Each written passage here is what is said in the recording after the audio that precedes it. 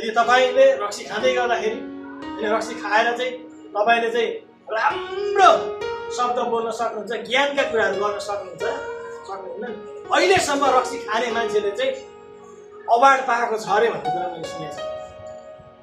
संसारले award दिएको छ अरे, विश्वले चाहिँ अवार्ड दिएको छ अरे, होइन? गिनिज बुकमा चाहिँ नाम लेख्यो अरे फलाले रक्सी खाएर भनेर मैले सुनेको छु। त्यो कारणले गर्दाखेरि चाहिँ रक्सी नखानु भने रक्सीले चाहिँ के गर्छ? नराम्रो कुराहरू गर्छ, तपाईँ र ममा अमेलका कुराहरू ल्याउँछ, तपाईँ र दाजुभाइको बिचमा फाटोको कुराहरू ल्याउँछ, घर परिवारमा अमेलका कुराहरू चाहिँ त्यो रक्सीले ल्याउँछ। त्यो कारणले गर्दाखेरि चाहिँ बाइबलमा पनि लेखिएको छ है, तिमीहरूले चाहिँ अशुद्ध कुरा चाहिँ के गर छुँदै नछौ भन्छ। त्यो कुरा खाइसकेपछि शुद्ध भयो त भन्नुहोस् त? परिवारमा फाटो ल्याउँछ भने त्यो शुद्ध कुरा हो?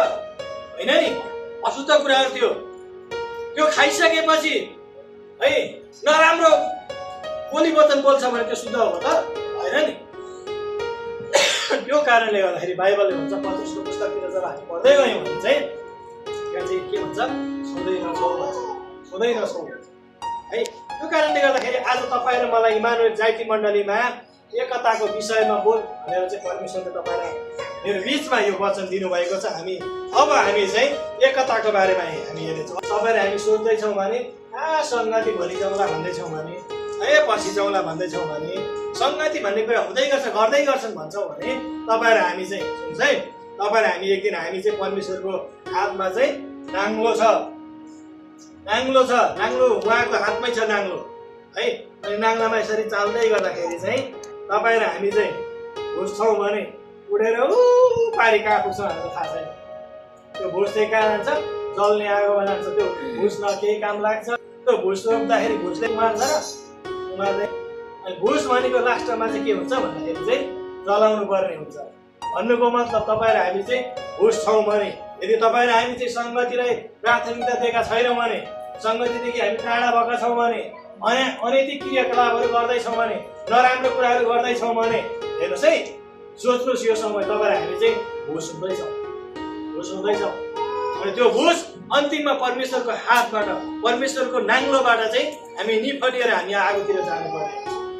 त्यो दिन हेर्नुहोस्, बाइबलले भन्छ न्याय बाहिरको मान्छेलाई मतलब छैन। सुन्नुहोस्, परमेश्वरलाई नचिन्ने व्यक्तिहरूको उनीहरू त त्यसै पनि उनीहरू चाहिँ परमेश्वरलाई नचिन्ने भइसकेपछि उनीहरू त न्यायमा पर्छन्। तर हामी चाहिँ केमा पर्छौँ भन्दाखेरि चाहिँ तपाईँ र हामी चाहिँ परमेश्वरको अगाडि के गर्छौँ त भन्दाखेरि चाहिँ उनीहरू त त्यत्तिकै उनीहरू त अटोमेटिक भइसके, उनीहरूलाई चाहिँ तपाईँको न्याय आसनमा बोलाउने आवश्यकै छैन।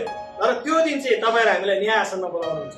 अनि न्याय आसनमा बोलाउँदै गर्दाखेरि चाहिँ तपाईँ र हामी चाहिँ हामीले गरेको क्रियाकलाप है, तपाईँ र हामीहरूले गरेको परमेश्वरलाई कतिको प्राथमिकता दिएका छौँ, अनि परमेश्वरको डर कतिको मानेका छौँ, परमेश्वरको आज्ञामा कतिको चलेका छौँ होइन। परमेश्वरलाई चिनेर पनि हामी लुकी नराम्रो कामहरू गर्ने, लुकी अस्ति मैले एउटा वचन भनेको थिएँ, परमेश्वरले जहीँ पनि देख्नुहुन्छ। यो नसोचौँ कि उहाँ गएर जे पनि गरे हुन्छ भनेर। मैले एकचोटि वचन बोलेको थिएँ, तपाईँ र हामीलाई चाहिँ है मान्छेले गवाई दिँदै गर्दाखेरि, आकाशले गवाई दिँदै गर्दा पनि ल ठिक छ, आकाशले झुट बोले तापनि यो माटोले साँचो बोलिदिन्छ है। माटोले गलत बोलिदिए तापनि उसले ल ठिकै छ मेरो पक्षमा माटो भइदिए तापनि आकाश छ है। साक्षी परमेश्वरले साक्षी राख्नुभयो है। त्यो कारणले गर्दाखेरि तपाईँ र हामी जुनसुकै क्रियाकलाप गर्दै गर्दा पनि सबै कुरा सेकेन्डको सबै हिसाब परमेश्वरमा छ है। त्यो कारणले गर्दाखेरि तपाईँ र हामी चाहिँ अलिकति डरमा रहनुपर्छ है। यो शरीर हुँदै गर्दाखेरि डर मानेर परमेश्वरको आज्ञामा रह्यौँ भने त्यो दिन सुन्नुहोस् है, त्यो दिन तपाईँ र हामी चाहिँ आया आथा मलाई बचाऊ म नरकमा जान्न भन्नुपर्ने अवस्था हुँदैन है। यत्तिकै यत्रो 66वटा पुस्तक तपाईँ र हाम्रो हातमा आएको होइन, यत्तिकै आएको होइन।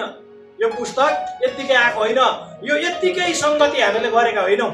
यदि हामीले यत्तिकै खेलाचिना गरेको भए, 2 घन्टा काम गरेको भए 200-400 रुपियाँ कमाइन्थ्यो है। आजको छाक टर्थ्यो होला।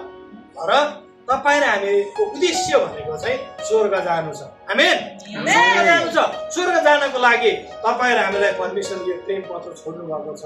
यो प्रेम पत्र चाहिँ है प्रेम पत्रमा जे कुराहरू लेखिएको छ ती कुरालाई चाहिँ आत्मसात गरेर चाहिँ तपाईँ र हामी अगाडि बढ्यौँ भने चाहिँ हामी अवश्य परमेश्वरले राखिदिनु भएको त्यो अनन्तको घरमा हामी जानेछौँ। आमेन। यसैको लागि त तपाईँ र मलाई एकतामा रहनको लागि परमेश्वरले बोलाउनु भएको छ। अब हामी बाइबलको पदलाई हामी हेर्नेछौँ।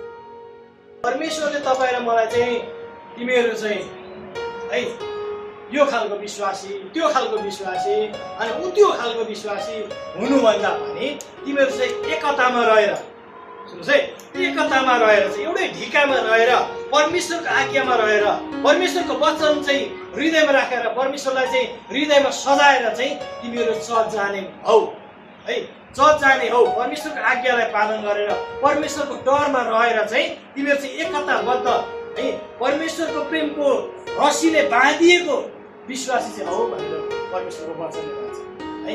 त्यो कारणले गर्दाखेरि कुन बेला के हुने हो यो नसोचौँ।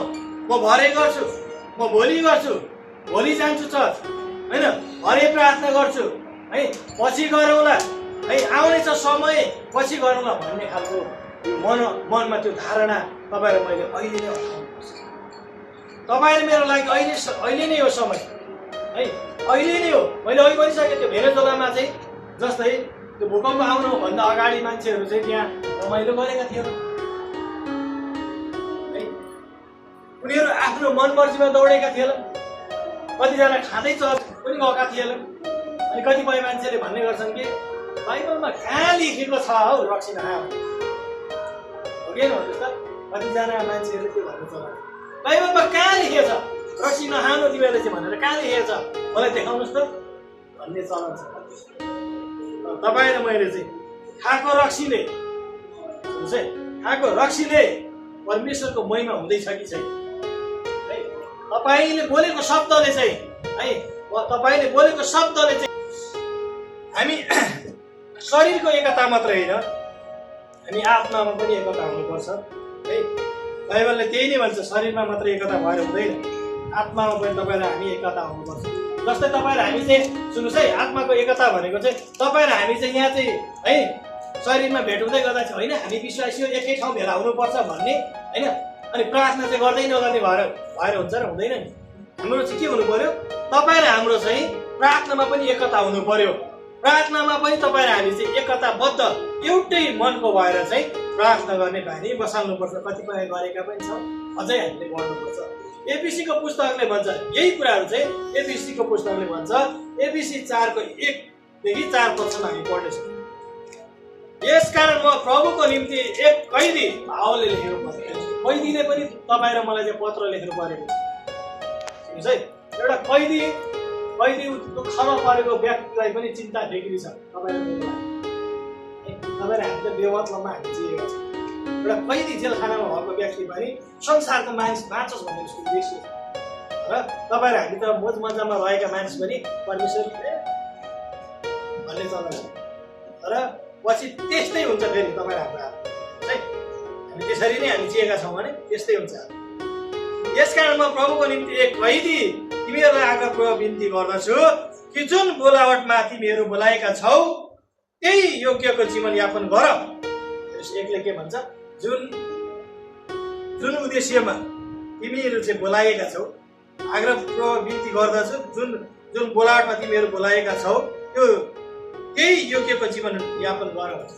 तपाईँ र हामी चाहिँ परमेश्वरले के को लागि बोलाउनु भएको छ के उद्देश्य छ परमेश्वरमा चाहिँ के उद्देश्य छ उहाँको योजना के छ हाम्रो जीवनमा त्यो योजनाद्वारा चाहिँ तपाईँ र हामी जिउनु पर्ने छ। तपाईँ र हामी चाहिँ अरूलाई चाहिँ खिल्ली गर्नको लागि अरूलाई देखासिकी गर्नको लागि अरूलाई गाली गलौज गर्नको लागि अरूको लागि चाहिँ पाखुरा सुर गर्नको लागि बोलाएको हो र होइन नि। तपाईँ र हामी चाहिँ नराम्रो कुराहरू गर्दै गर्ने नराम्रो संसारमा रहेका हरेक कुराहरू चाहिँ होइन अगाडि मेरो हो भन्ने है अनि पवित्र कुरादेखि चाहिँ हामी टाढा भाग्नको लागि परमेश्वरले बोलाउनु भएको र होइन नि।